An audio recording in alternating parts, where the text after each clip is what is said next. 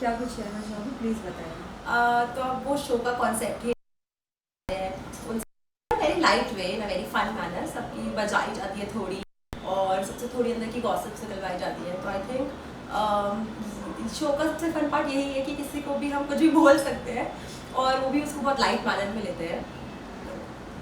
साथ ही क्या कुछ कहना चाहोगे, आपको गेम लग रहा है, गेम है, सभी के रिव्यूज़ बहुत अलग अलग आ रहे हैं और रिसेंटली जो वीकेंड का वार हुआ है उसमें बहुत सारी खतरनाक जी जी।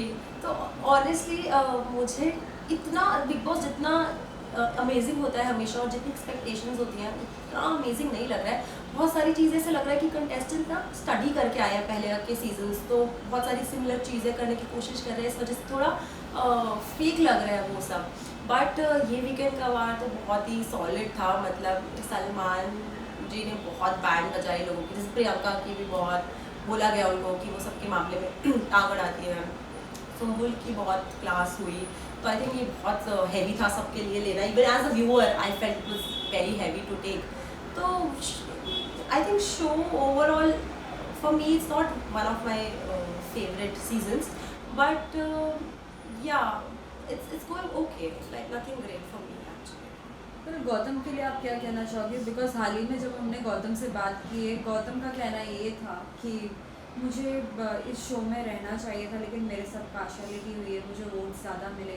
तो आपका क्या रिएक्शन? देखिए जब भी गौतम डेंजर जोन में थे, एलिमिनेशन नॉमिनेटेड थे, तो उनके साथ आई थिंक सौंदर्या और शालीन और टीना नॉमिनेटेड थे। तो आई डोंट थिंक सो कि मैं उनसे मिली थी अपने शो पर, तो वो बहुत डिसबिलीफ में थे कि वो निकल गए हैं। And I think even I think Gautam shouldn't have gone, he was I think वो सौंदर्या से तो बेटर थे गेम में भी अपने। So even I think it's, मैं ये नहीं बोलूँगी गलत हुआ है या वोट्स मुझे ज़्यादा उनको ज़्यादा आएगा वो मुझे नहीं पता ऑफकोर्स, बट हाँ उनको नहीं जाना चाहिए था according to me also, like this is not his time to leave the show. साथ ही सुम्बुल के रिसेंटली अभी हमने देखा है कि उनके डैड ने भी उनके लिए कुछ ना कुछ कहा है, जिस पर बहुत सारे रिएक्शन हो रहे हैं, बाकी कंटेस्टेंट्स के पेरेंट्स भी कर रहे हैं और जितने भी लोग जो एक्स बिग बॉस कंटेस्टेंट्स थे वो भी कहीं ना कहीं अपने व्यूज़ दे रहे हैं। आपका क्या कहना है इस पर? देखिए अभी ना it's a very sensitive topic right now कि बोला गया, उनको एक चीज़ बोली गई कि आप उनसे ऑब्सेस्ड हैं और उनका ये कहना था कि ऐसा कुछ नहीं है मेरी तरफ से। तो I think one of the biggest factors is her age. I think this was not the right time for her to go for Big Boss. She is very young in life right now. उनको जाना नहीं चाहिए था। मैं ये नहीं बोलूँगी कि वो गलत कर रही हैं या वो, तो कुछ लोग होते हैं जो अपना अफेक्शन और केयर इस तरीके से जताते हैं सामने वाले के लिए, तो मे बी वो उनका अपना केयर और अफेक्शन दिखाने का तरीका है एज अ फ्रेंड। तो वो जो उसको she is just 19, I think वो ऑब्सेस्ड ये बोलना आई think it's not that right. Maybe she likes him in a way or other.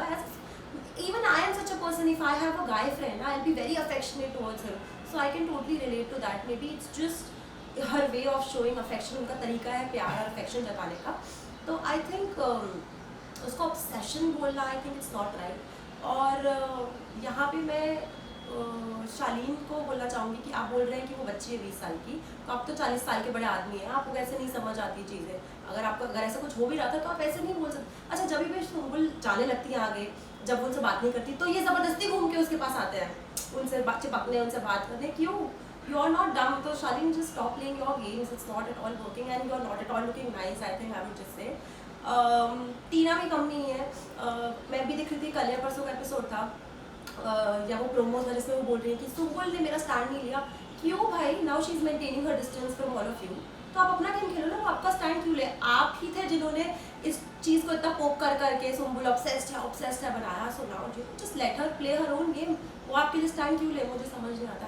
And even Sumbul I would she now has to get back in the game. बहुत हो गया रोना धोना, ये forget it, this is not a daily show. You play your own game, छोड़ दो। आपकी दोस्ती किसी को नहीं समझ आती है, छोड़ दो ना। और आप I don't think so she has any need to give clarifications कि हाँ नहीं ये मेरा ऑब्सेशन नहीं है। It's okay, let everyone think whatever they want to think, you just play your own game. Right, as well as आपके किरदार के बारे में क्या कहना चाहेंगी? कितने लोगों के कमेंट्स पढ़ रहे हैं आप और क्या कुछ उनको रिवर्ट बैक कर रही है?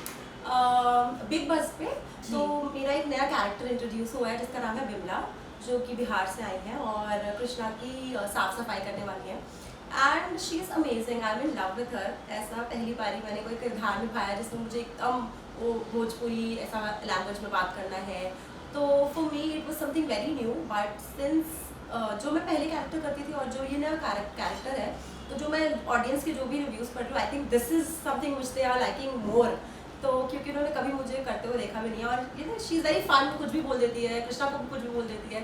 I think it's amazing doing Vimla, it's something very new, और बहुत सारी इसमें चीज़ें करने के लिए हैं आगे आगे भी जो हम प्लान कर रहे हैं। फिर साथ ही बिग बॉस में राखी भी आई थी और हाँ। साथ ही अर्शी खान भी आई जी। थी। कैसा रहा उनके साथ एक्सपीरियंस? राखी के साथ तो हमेशा ही अच्छा ही रहता है, शी इज़ वेरी फन। उनसे मतलब उनको वो ये बोलने की ज़रूरत नहीं पड़ती कि आप ये क्यों नहीं बोल रहे हो, ये क्यों नहीं बोल रहे हो, वो सब कुछ बोल देती है। उनसे बोलना पड़ता है आप ये मत बोलो, आप ये मत बोलो। सो शूटिंग में राखी इज़ ऑलवेज फन, और अर्शी को भी मैं आई नेवर मेट हर, पहली बार मैं सेट करूँगी थी, वो वाज नाइस। वेल अर्शी की वो डायलॉग्स आपने क्या उसमें लिया था या नहीं कि आवाम देख रहा है? हमेशा से हमने बिग बॉस में अर्शी के डायलॉग हाँ, मतलब अर्शी का ये डाला, आई थिंक इट्स प्रीटी, मैंने तो नहीं बोला था, बट हाँ आई एम श्योर कृष्णा या किसी ने तो बोला ही होगा। तो काफ़ी फेमस है उनका ये डायलॉग, तो वो हो और वो डायलॉग ना बोला जाए ऐसा हो नहीं सकता, तो बोला ही गया होगा। वेल नेक्स्ट एलिमिनेशन के लिए क्या कुछ प्रिपरेशंस आपने की है? क्या कुछ धमाल देखने मिलने वाला है सब? ऑनेस्टली अभी हम लोग अच्छा, जो लोग ये बोलते हैं ना बिग बॉस स्क्रिप्टेड होता है, ये लोग पहले से डिसाइड करते हैं, तो मैं उन लोग को एक बात बता दूँ कि हम जो शो का एक पार्ट है, मतलब जो एलिमिनेट होता है वो सबसे पहले हमारे पास आता है बिग बॉस पे।